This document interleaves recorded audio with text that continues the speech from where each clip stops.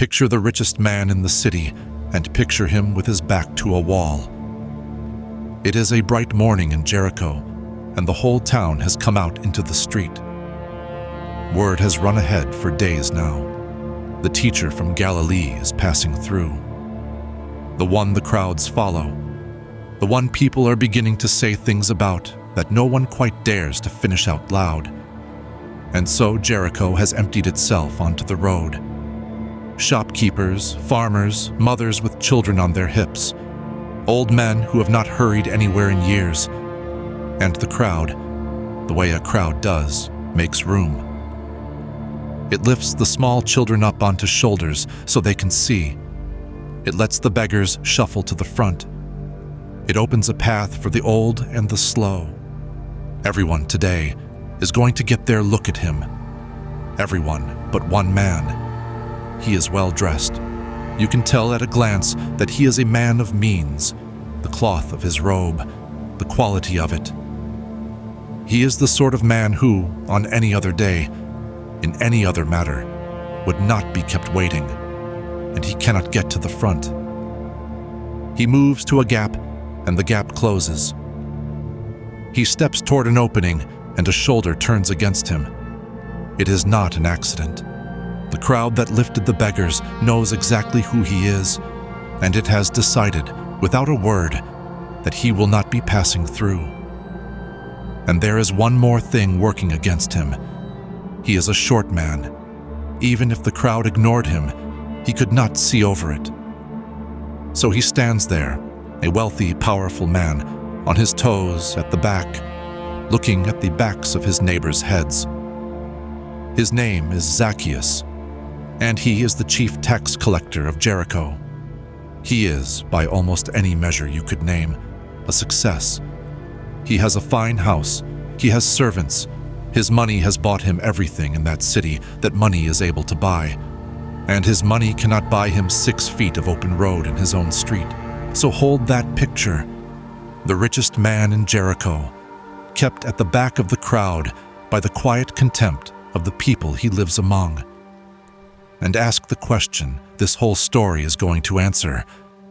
Of every single person on that road that morning, every child, every beggar, every honest farmer, why is the teacher about to stop for him? To understand that morning, you have to understand what a tax collector was, not what the word means to us. Something dull, official, harmless. What it meant there, then.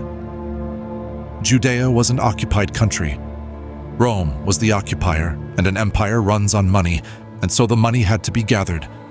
Taxes on land, on goods, tolls on the roads, duties at the customs stations. And Rome did not, in those years, collect most of that money itself. It farmed the work out. Here is how the farming worked. The right to collect the taxes of a district was, in effect, for sale. A man would agree to deliver Rome a fixed sum. He paid it, or promised it, in advance, and then he was turned loose on the district to collect. And whatever he could gather above the sum he owed Rome, he kept. Sit with that arrangement for a moment, because everything about this story grows out of it. The system did not merely permit a tax collector to overcharge. It rewarded him for it. Every coin he could squeeze out of a traveler, beyond what Rome required, was a coin in his own purse. There was no published rate a man could appeal to. There was no honest court above the collector that a farmer could run to. There were soldiers of the occupying power standing behind him. The tax collector named a number, and the number was the law. Now picture the booth on the road into Jericho. A farmer comes through with a cart of figs to sell. The collector looks at the cart and names a figure, and the figure is higher than it should be, and the farmer knows it is higher, and the farmer pays it.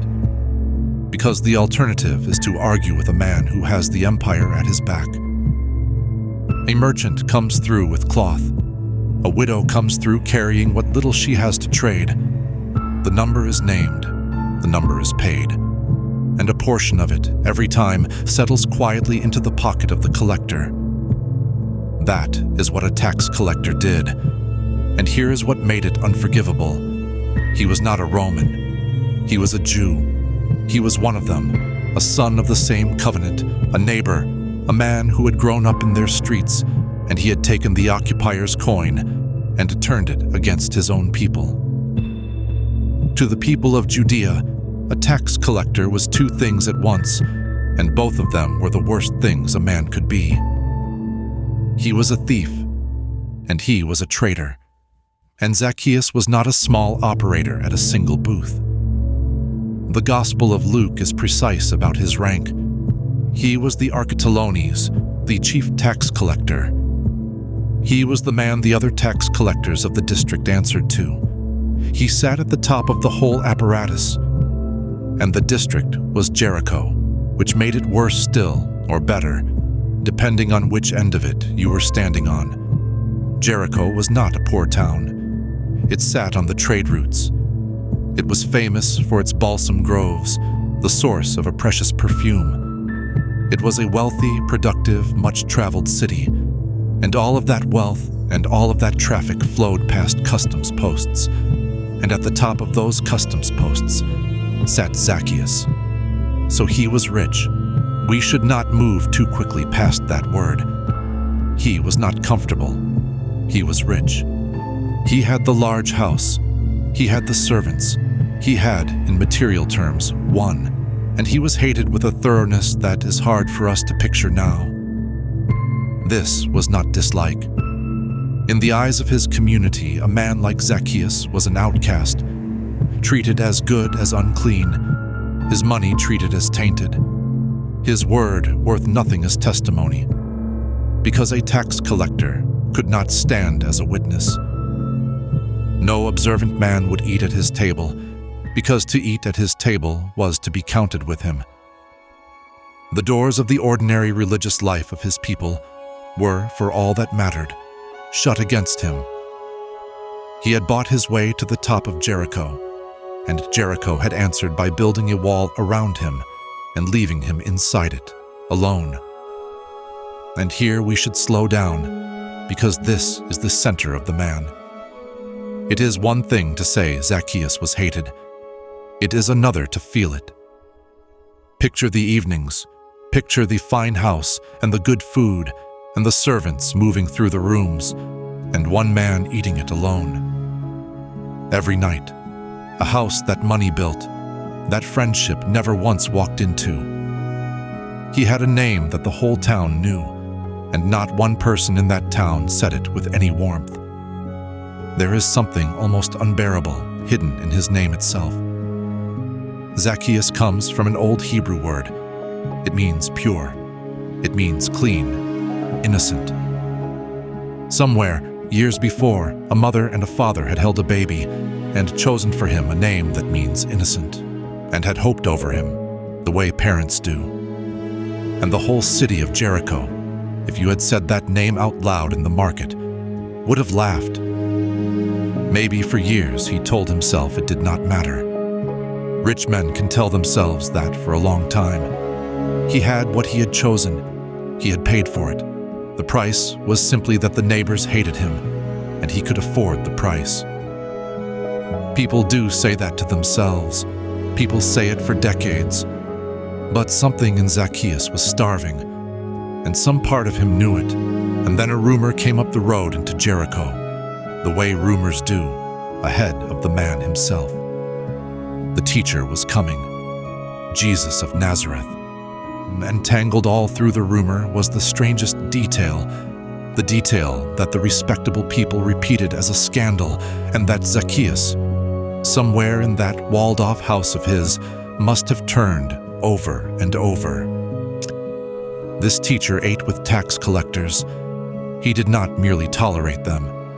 He had reportedly walked up to a tax collector named Levi sitting at his booth and said 2 words, "Follow me," and Levi had stood up and followed.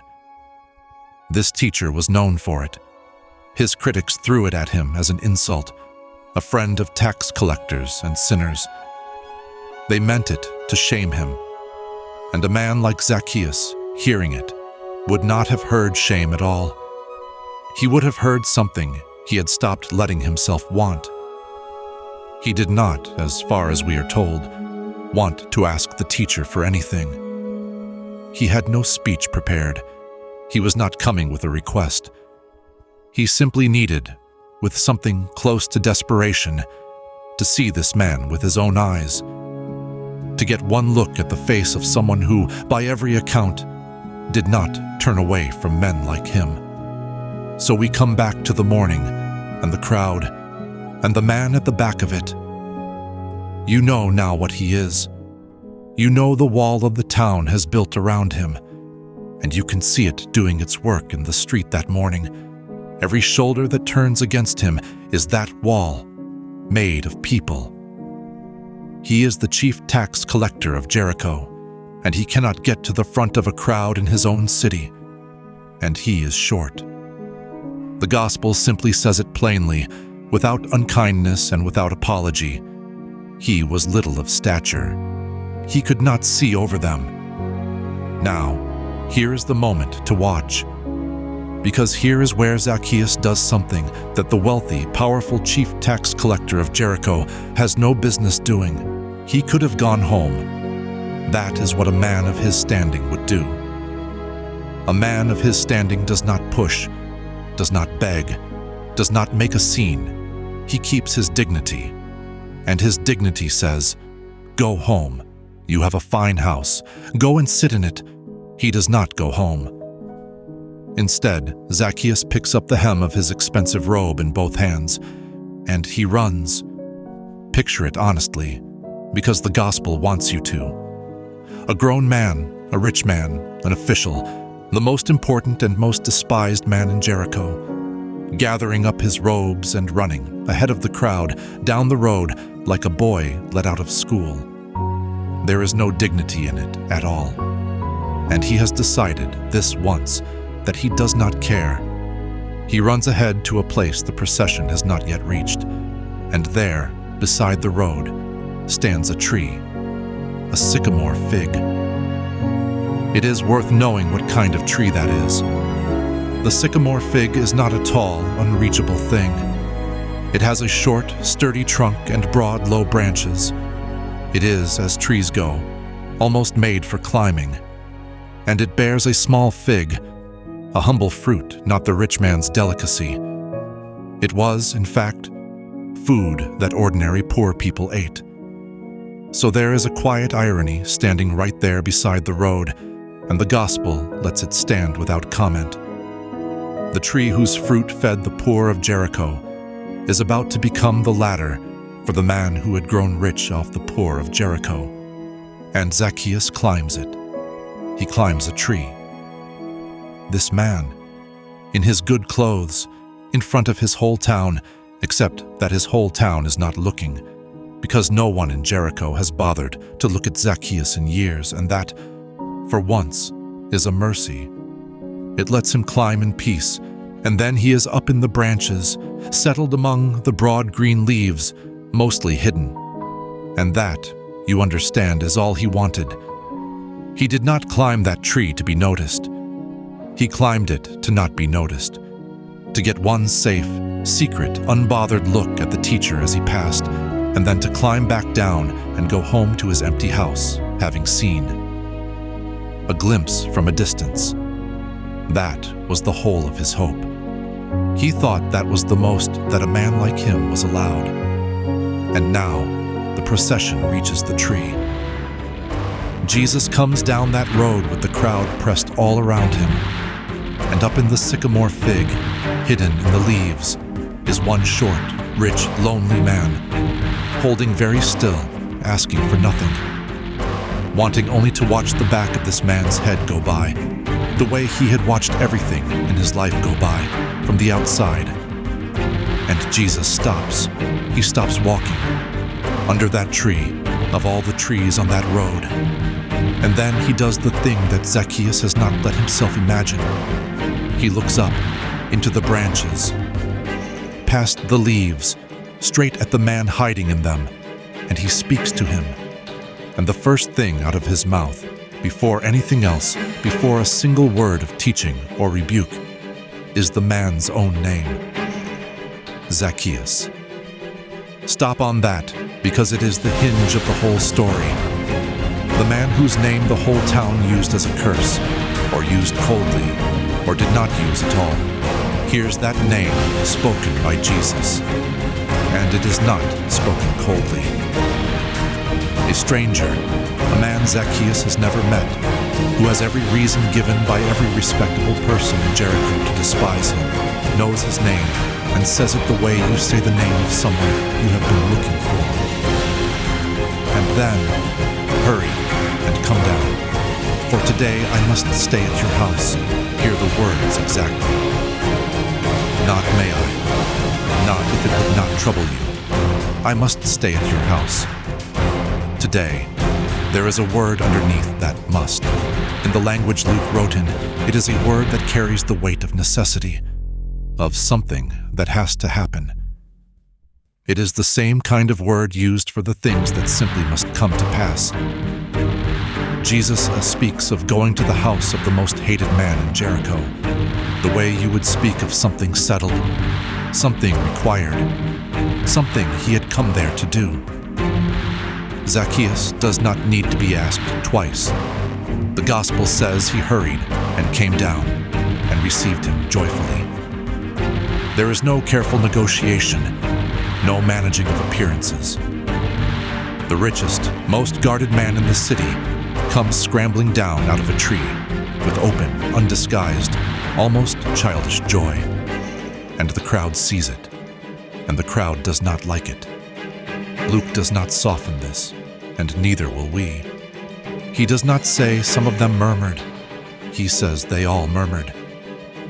The whole crowd, the same neighbors, the honest farmers, the decent people, turn as one, and the thing they say is this: he has gone in to lodge with a man who is a sinner. And here is what we have to be honest about. They were not wrong about Zacchaeus. That is the part we are tempted to skip. We would like the grumbling crowd to be simply the villains of the story. Small-minded, judgmental people who could not see what Jesus could see. But that is not quite the truth of it. Zacchaeus really had done it. The kind of harm a customs booth could do was not a fantasy, and a man at the top of the booths had done that kind of harm for years. The crowd's anger was not invented. It was a fair account of a man who had made himself rich off their backs. That is exactly what makes this grace, and not merely fairness. If Zacchaeus had been innocent, Jesus going to his house would simply be justice, a wrong impression corrected. But Zacchaeus was not innocent, and Jesus went anyway. He walked through the door of a guilty man in front of a crowd that was right about that man, and he sat down at his table. And we should let that table have its moment, because everything in Zacchaeus' life has been building in the dark toward it. Think of the meals of his life, years of them, the fine food and the empty chairs, the house that money built and friendship never entered. And now, at his table, in his house, is this teacher, the one men followed, the one the whole town had come out to see. And he is not there to inspect Zacchaeus, or to lecture him, or to hold his nose and endure him. He is there as a guest. He is eating Zacchaeus' bread. He is, by every rule, the respectable people of Jericho lived by, making himself the tax collector's friend in public, and not caring who counted the cost of it. Something that has been locked shut in Zacchaeus for a very long time breaks open. And notice, this is the heart of it. Notice what it is. It is not fear. It is not a grim, cornered, I suppose I had better promise. It is joy. It is the particular, overflowing joy of a man who has finally, after all these years, been seen and named and wanted. And out of that joy, Zacchaeus stands up. He stands up at his own table in front of everyone, and he throws his hands open, and he makes a promise that no one asked him to make. Behold, Lord, half of my goods I give to the poor, And if I have wrongfully exacted anything of anyone, I restore 4 times as much. Take the measure of that." Because Zacchaeus knew exactly what he was saying. Half of everything given away to the poor, the very people the system had ground down. And for anyone he had cheated, not the money back, and not the money back with a fair amount added. The law of Moses, for a man who confessed a fraud and wanted to make it right, asked for the original sum and a fifth on top, repayment, and a little more. Zacchaeus does not reach for that number. He reaches for a much harder one. 4 times over. 4-fold restitution was the measure reserved for a thief who had been caught and convicted and forced to pay. And Zacchaeus stands in his own house, uncaught, unconvicted, and lays the thief's full sentence on himself, gladly. And here is the one thing about the order of that evening that you must not miss, because it is the whole gospel in miniature. The promise came after. Jesus did not stand under that tree and call up into the branches, "Zacchaeus, if you will give half your goods to the poor, I will come to your house." There were no terms. There was no audition. Jesus invited himself in while Zacchaeus was still, by every account including his own, a sinner. The welcome came first, completely first, freely first, and the open hands and the 4-fold promise came tumbling out afterward, not as the price of being received, but as the answer to it. Zacchaeus did not give away his fortune in order to be loved. He gave it away because he finally, unmistakably, was. And Jesus, hearing that promise, gives the verdict of the whole story. He says it not in private, not in a corner, but where the grumbling crowd outside can hear every word of it. "Today," he says, "salvation has come to this house, the house they had all just called the house of a sinner, the house no honest man in Jericho would enter." Salvation, not coming someday, not coming if Zacchaeus could keep the promise for a year, but here, today, already arrived while the food was still on the table. And then Jesus says one thing more, and it is aimed straight at the crowd and everything the crowd believed. Because he also, he says, is a son of Abraham. The town had decided long ago what Zacchaeus was: a traitor, an outsider, a man who had handed in his birthright at a customs booth. Whatever he had been born, he had sold. He was not really one of them anymore. He was not really a son of the covenant. And Jesus, in 6 words, hands it all back to him. He is a son of Abraham. He always was. The town did not have the authority to take that away, and the town does not get the last word on who belongs.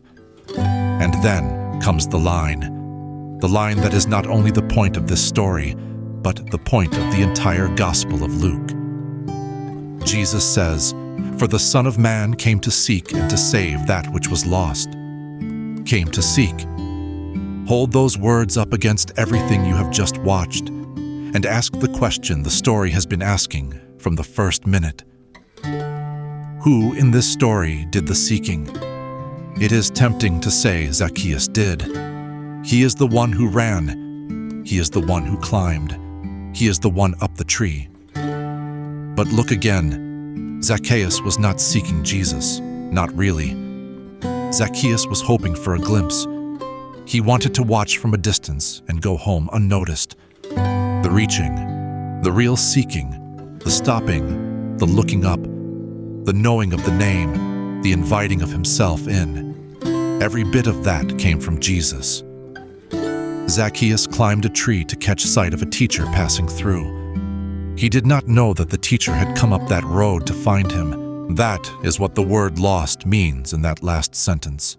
Not lost the way a coin is lost, lying somewhere, doing nothing. Lost the way a person is lost, out of reach, walled off, written off, up a tree at the back of a crowd, hoping for a glimpse and certain that a glimpse is all they are allowed. and the Son of Man came to seek that, came looking, had been looking all along.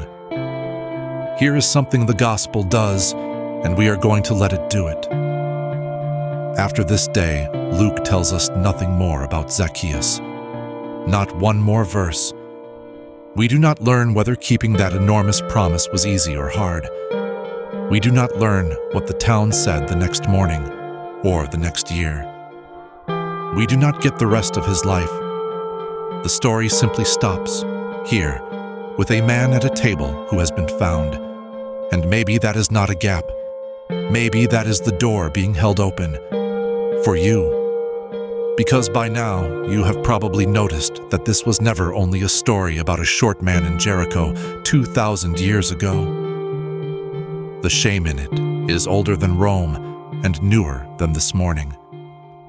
You may not have collected taxes for an empire, but you may know, all the same, exactly what it is to be the one the room goes quiet for, to be the name people say a certain way, to be successful by every visible measure, and despised and aware of both at once.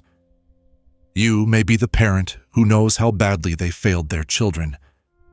You may be the one who sold out something that mattered, and who has to live with knowing it. You may have built yourself a fine, walled, comfortable house, and you may eat in it alone. And if any of that is close to true, then you may also have come to believe what Zacchaeus believed, that the most you are allowed is to watch from the back, to climb your tree and keep to the leaves, and hope for a distant glimpse of a goodness you assume was always meant for other people, to not be noticed, to not get your hopes up, but hear what this story is telling you. Grace knows your name, not your reputation, your name. It is not waiting at the front of the crowd for you to fight your way through and earn your place. It is coming up the road. It stops under the tree you are hiding in. It looks up through the leaves, straight at you, and it says your name the way you say the name of someone you have been looking for. And then it says, hurry and come down. Today, you have been seen now. That is the one thing this story will not let you walk away still doubting. The only question it leaves open, and it leaves it open on purpose, the way it left Zacchaeus' whole future open, is the question it now turns and asks of you. What will you do now that you have been found?